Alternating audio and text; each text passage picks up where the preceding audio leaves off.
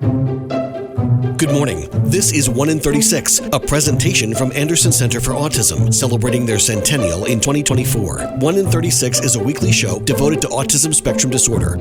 Good morning and welcome to 1 in 36, the weekly talk show on topics related to autism spectrum disorder. I'm your host, Eliza Bozensky, Chief Development Officer at Anderson Center for Autism. And today I am speaking with international bestselling author, J.D. Barker. J.D., thanks for being on the show. Hey, thanks for having me. I appreciate it. It's my pleasure. I was intrigued by both what you write, also the story of how you kind of went from being, I think as you described in your bio, a kid who always had a book in his hand, to an international best-selling author, and also this, who you are as a person outside of being an author and how you bring those things together to help children and families and people trying to figure out, maybe where they fit or whether they can reach the goals that they have inside of them just waiting to come out. So I'm going to give it to you to give a little background on yourself and we can go from there. Okay. I've had a crazy backstory. So I was born in the 70s. So back in the 70s, if you were autistic, it's not something they looked for or they helped with. You were basically the weird kid they kind of shoved off into the corner. So I got zero treatment for this and had honestly no idea that there was anything different about me, at least not on a level that, was understandable to me. So I just kind of went through life very introverted, those first few years. I grew up without a television in the house, and we were going to the library from the earliest memories that I have. I started reading around 3. By the time I got into kindergarten, I read all the Hardy Boys and Nancy Drews and moved on to like Charles Dickens and that sort of thing. So I, as an autistic person, I guess, that was me kind of retreating into my shell, because like that was my comfort place. I could open the cover of a book and kind of forget the rest of the world around me. But I literally got no treatment for this. And, that was a big problem for me. Like I basically grew up, I went to college. I did everything I was basically told I was supposed to do. So I loved books. I loved writing. I used to do that for fun, but I was told you can't make a living as an author. You need to get a real job. So I got a degree in business, another one in finance, and I ended up as a chief compliance officer for a brokerage firm, which is basically rules and regulations, very structured type thing. I had to monitor every transaction that passed through the firm and make sure they didn't violate any of those. So from a data standpoint, it was a perfect fit for me. The problem was when somebody did violate one of those rules, I had to actually interact with a real person. And that's where things got sketchy because I had never been good at that. And my boss at that point, to his credit, he recognized that I was good at the job, but understood that I had issues on the social side. So at one point, he sent me to anger management classes because he didn't understand what was really going on with me either. And I sat down with this therapist and we got about 20 minutes into the conversation and she stopped and she said, "Have you ever been tested for autism?" And I didn't know what that was, outside of Rain Man, like I had never seen any movies on it, which isn't exactly a documentary. But she pointed out like, "Well, you haven't made eye contact with me through this entire conversation. I've noticed that your thumb and your index finger are constantly moving against each other." I kind of do like a little figure 8 where I just kind of rub my fingers together when I'm thinking or talking. She just started pointing out all these things and, it started to click. So she sent me for some testing and ultimately we landed on a diagnosis of Asperger's. And that I was 22 at the time. And that really, it was like a light bulb going off because so many things all of a sudden made sense. Like why, I didn't enjoy social situations, why I didn't like to be touched, like if somebody cracked a joke, why I didn't find it funny, but I at that point learned to laugh because other people were laughing, all these little things kind of clicked.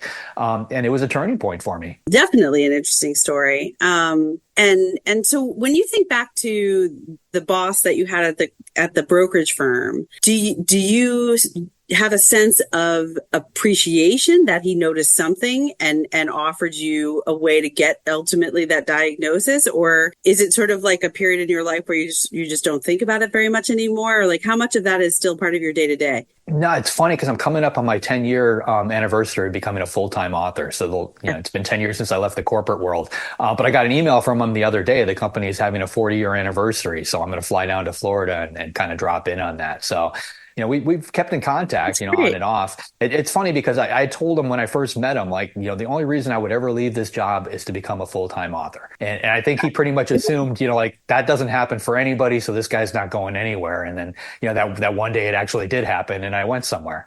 That's great. Well, congratulations to them on 40 years. That's pretty impressive, and also wonderful that you've stayed in touch. So there's a question that comes to us frequently here at Anderson, and it has to do with adults getting a diagnosis of autism as an adult, as opposed to, as a child. Obviously, things have changed. You mentioned being born in the 70s. I was too. There's, things have changed a lot in terms of pediatricians and stigma, families feeling more comfortable sort of identifying that maybe something's a little different and asking for help. So many different factors. Since your experience was being 22 and being told that you had Asperger's syndrome, did it or does it still sort of alleviate any of some of the struggles that you felt as a child? Does it explain things, and does that give you any relief, or is it more sort of a black and white, well, that's what that was or is? Yeah, so it explained a lot of stuff, but it doesn't really change anything, So like I can make eye contact in a conversation now, but I have to force myself to do it. So and the funny thing is, like, while I'm looking at somebody in their eyes, like in my head, I'm basically telling myself, keep eye contact, keep eye contact, keep eye contact. So I'm not actually following the conversation. Yes. And the funny thing is, like, I'm married now. We've actually just had our 10-year anniversary as well. My wife knows me. She knows me well enough so that if we're having a conversation, like if I'm making eye contact with her, she knows I'm actually not paying attention. Like if I'm looking off to the side somewhere, she knows that I'm actually, because if I look off to the side, I can recant that conversation word for word a year later. But, making eye contact, I can't do it.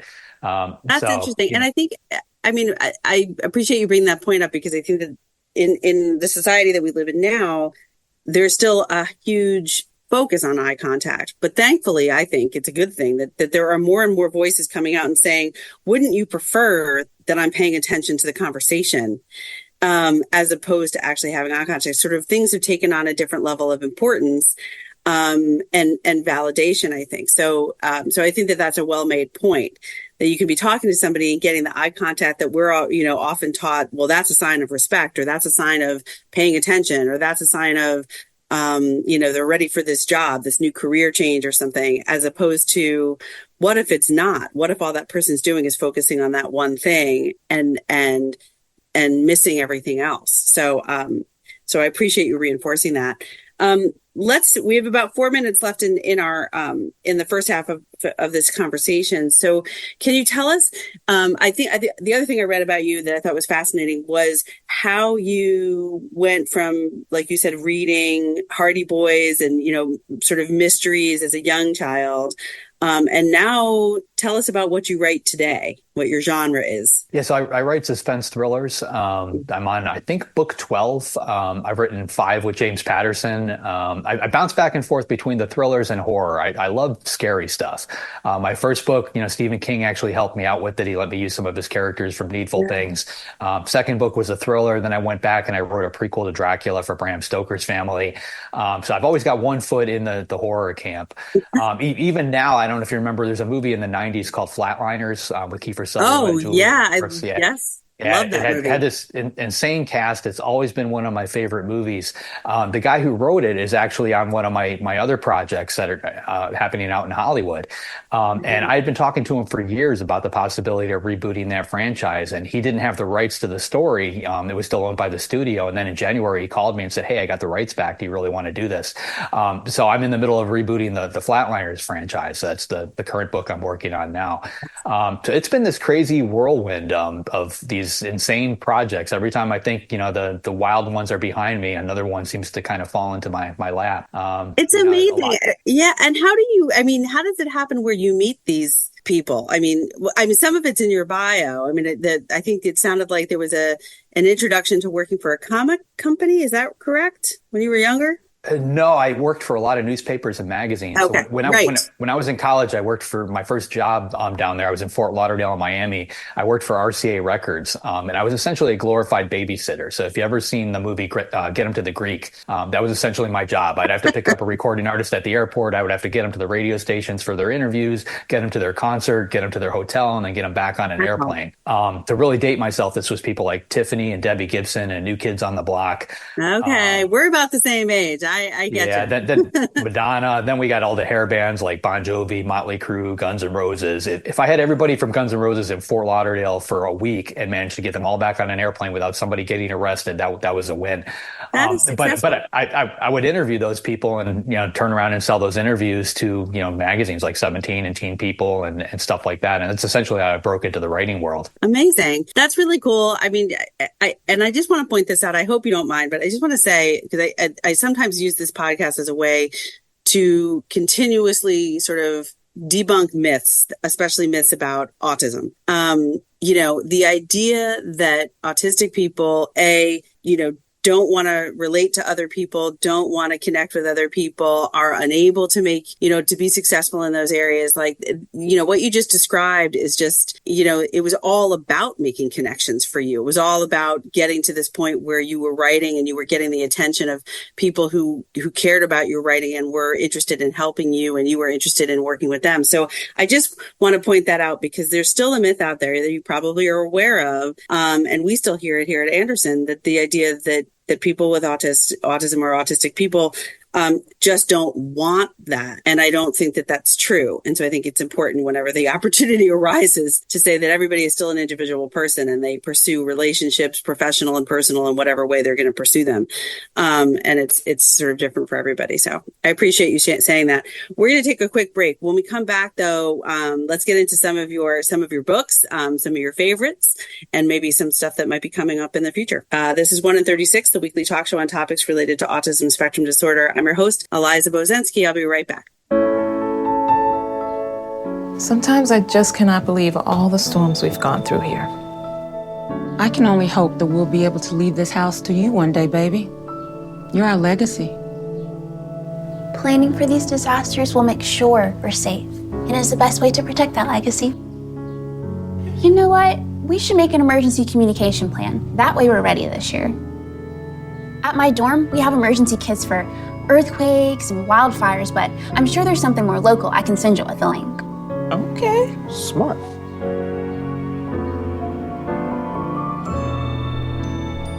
Protect your legacy. Visit ready.gov/plan for the tools and tips you need to start your emergency preparedness plan today. Brought to you by FEMA and the Ad Council.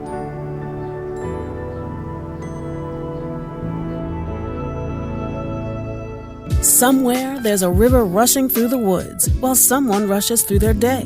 There's a mountain looking up at the sky while someone looks down at their phone. A trail waiting to be walked while someone waits for a latte. This world is full of somewheres waiting for someone just like you. So go see yours at 154 national forests and 20 grasslands. And to learn more, visit nationalforest.org. The National Forest Foundation. See your somewhere. And now, 1 in 36 continues on 100.7 WHUD. This is a weekly community affairs program presented by the Anderson Center for Autism. Welcome back to 1 in 36, the weekly talk show on topics related to autism spectrum disorder. I'm your host, Eliza Bozensky, and I'm talking with best-selling international author J.D. Barker. J.D., so far, this has been fabulous. Your stories and your experiences have been really fascinating. So thank you for sharing that with us. I want to ask you if you have, I'm sure you get this question constantly, but I might as well ask it. Do you have a favorite? Do you have a favorite book you've written? Oh boy, that's like asking a parent who their favorite kid is. Yeah, I know. It's a bad question. Luckily, I only have one child, so that question is actually very easy to answer. Yeah, I mean, it's literally usually my favorite book is my latest book. That tends to be because I push myself every single time, and I do that in life too. I try to take myself out of my comfort zone, whenever possible. I think that has helped me a lot, as far as getting through a lot of this stuff. But the same thing with the writing world. I mean, I could sit down and just write, a basic thriller, ABC equals D and blah, blah, blah, and kind of follow a formula. But every time I prefer to just come up with a slightly different twist on it and make it a little bit more difficult on myself. You can't see it, but there's a manual typewriter behind me. I'm writing a book on that. Like every day I just run by and I type another sentence or two on it. I've got another one I'm writing by hand. Really? I typically write on my Mac. I find that my voice is different depending on the tool that I use, so the writing style that I use. So I try to change it up because, I write a pretty decent number of books. I put out about 2 to 3 a year just under my own name. So I like to keep it fresh for everybody, and doing little things like that seems to help. That's interesting. That's really interesting. Do you have any idea why that might be? Do you feel differently when you're writing on different using different manners? Yeah, I mean, I think like with the typewriter, the book is coming out very much like a noir, like a detective 50s type story. And I think it's because it's on a, clunky manual typewriter. It just kind of brings that vibe out. For the most part, though, when I'm writing, it's almost, when things are clicking properly, it's almost like watching a movie in my head, and I'm just writing down what I see as quickly as possible. And the bulk of that happens on my Mac. Amazing.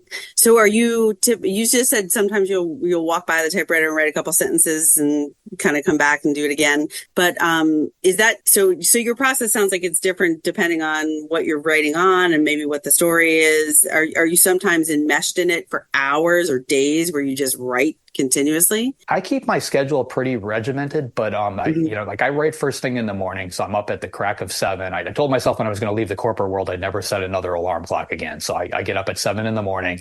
I go straight to my office, grab a cup of coffee on the way, and I just start writing. I don't turn the internet on until I get my daily word count done, which is roughly about 2,000 to 3,000 words, because that's the bread and butter. I have to get the books done, and then I flip the switch and basically turn on the internet, and all the business side of this kind of works its way in there. But I think I just like to take myself out of my comfort zone, because that's something that therapist back when I was 22 told me I needed to do.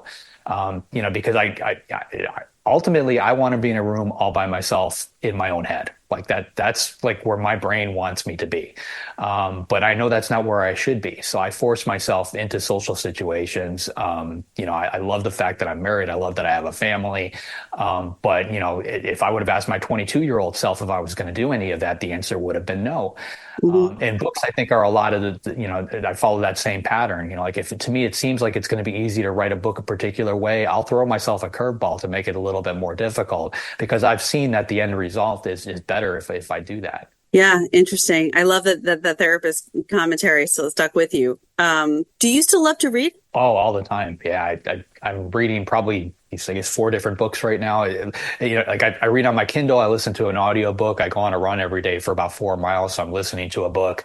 I've got physical copies of books on the, you can't, off to the side here, that I relax with. A physical paper book is still the most relaxing thing, because text messages don't pop in when you're reading it. Yes, I agree. Which is kind of nice. But I read as much as I possibly can. I agree with you on that. I got into reading a lot on my phone, and it's just not good. You can feel it now that it's not, I can feel it. For me, it's not good for me. So I sit, and I've loved the smell of books since I was little.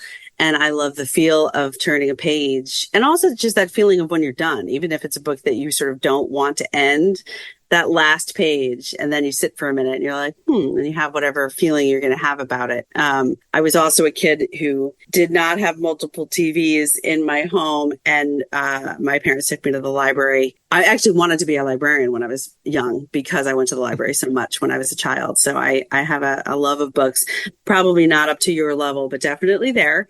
So in terms of character development, does that come to you in a unique way, or is that something? I love the analogy of sort of there's a movie running in your head and you're just trying to write to keep up with it. But do the characters come in that way too, or do you kind of sit on an idea for a while until the character either develops or doesn't? It's really 2 different pieces. So I tend to come up with a plot, just a general idea of, some crazy thing that's going to happen. And then that kind of goes off to the side. And then I create people. They're not characters to me anymore. They are real people. Like I literally develop everything about them. To give you an example, one of my most well-known books is called The Fourth Monkey. It's a trilogy about a serial killer in Chicago. The lead detective's name is Sam Porter. I could take Sam and I could drop him at the mouth of Disney World, and I could tell you what ride he's going to go to first. I could tell you what he's going to eat for lunch. I basically know him as well as I know my best friend. And none of this stuff is going to ever end up in a book. But I get to know my characters on that level before I actually put them in a story. And typically it's those 2 different pieces. I come up with the plot, and then I come up with some characters, and I just sort of drop the characters into the middle of that. Mm-hmm. And because I know them so well, I understand how they're going to react. And this set of characters would handle that particular problem very differently than a different set of characters. So, for me, that's key. That reminds me of the way I've heard character actors describe how they like creating a backstory for their characters. It's not enough to have the script and to know the lines and to know the marks, that those who are really great at it have all the story about that character and the rest of their lives that never comes to the screen. It's just something that they know while they are that character. It's interesting. I think a lot of this comes from the autistic side of me. Like if I'm in a social situation, I basically play the part of somebody that's supposed to be in that social situation. I'm acting. And a lot of that is based on the people that are around me. So all I'm doing is basically taking that skill set and doing the same thing on paper. I'm taking real people in my head, real characters, and I understand them on that level. And I can, their reactions, their mannerisms, the way they speak, everything about them is different. And, for books to work, they need to be, otherwise every character sounds the same. They're all paper and it's not entertaining. No, I agree. Have you ever written, or ever had a character in a book, who is autistic? I haven't done it yet. And I get that question a lot. I think sooner or later, I probably will. I've got a really good memory, and I have an FBI agent in one of my books that has a similar memory. So I played with that a little bit. My memory works very weird, and I've tried to explain this before. So most people remember things in a linear fashion. So it's almost like a straight line. An event happens, and then they kind of move away from that. And as they get further away, it kind of fades off into the distance. My memory, it's almost like I'm sitting in the middle, and every memory is the same distance apart. So I can access a memory from when I was 5 years old, and it feels the same to me as something that happened 5 minutes ago, if that makes any sense. And a lot of it is driven by sensory stuff. So I'll see a picture, or I'll smell something, or what somebody is wearing. If somebody walks into a room wearing the same outfit they wore 2 years ago in that same room, those two conversations will kind of come and mingle in my head. But and it can be clunky because, now I'm 53. It's like there's a lot of memories in my head that will not go away. It feels like my attic is getting very cluttered. So I feel like there's a character in all of that, that has basically perfect recall, but it doesn't quite work the way that you would expect it to. I think it's something like there's a lot of stuff I would personally like to be able to forget, and I can't. Whereas a normal person, time allows them to forget. So I think there's a character there, but it's half baked at this point. Sooner or later, it'll probably show up in a book. So the ability, I refer to that as sort of memories start to soften or, get a little blurry. But for you, they don't. They're just as crystal clear as they were. Yeah. And honestly, it's created a lot of issues for me. Like back when I was in the corporate world, we would have, let's say, a company-wide meeting between the department heads. And it was every day, every week on the same day at the same time. And we all sat at the same places around the conference table. So in my head, a lot of those meetings would blend together because somebody would say something and, like they were literally sitting in that same chair a week earlier, saying something different. But I couldn't tell the difference between those different meetings. So I've learned over time to pick up on what everybody is wearing, at a certain thing, where everybody is sitting. Like I try to find different things that I can remember to help differentiate that particular experience from other ones and grasp those. Interesting. And a lot of times in those types of meetings, people, especially when we're in the habit of sitting in the same place, we often tend to say very similar things, depending on the issue at hand. So, JD, this is really, you're a really interesting person. I so appreciate you taking the time to share your story and your work with us. Tell our listeners where they can go to learn more about you and order your books or, see what's coming in the future. Do you have a website or social media you want people to follow? Sure. The easiest place to find me is jdbarker.com or masterofsuspense.com. The books are literally everywhere. Any bookstore, department store. You can find those there. Great. Well, I so appreciate your time. And do you have any just quick remarks or things that you might say to maybe a child or even a young adult who's recently diagnosed with autism and maybe sort of questioning what their future might hold? Anything when you're talking to other autistic people that you find yourself saying to them? Yeah, everything that I do in my life is I wouldn't be a writer today without autism. So I think back when I was diagnosed, I kind of made a pros and cons list. These are things that I need to work on, but these are the things that autism allows me to do that, an atypical person can't. And those are the things that I've focused on, throughout my adult life. And, it can be very difficult to consider that if if your child just received a diagnosis and they're 2 and your parents trying to figure out how you're going to get through the next 18 years. But if you can find that one little thing that they like and you can get them to focus on it, it's going to become something that opens a lot of those doors, and it can lead to a bright future. Thank you. Those are wonderful, wise words. And it's been a pleasure talking to you. I really appreciate your time, JD. This is 1 in 36, the weekly broadcast on topics related to autism spectrum disorder. I'm your host, Eliza Bozensky. JD Barker, thank you for being on the show today. And remember, Anderson cares. You've been listening to 1 in 36, a weekly presentation from Anderson Center for Autism, celebrating their centennial in 2024. Join them for another edition of the show next weekend.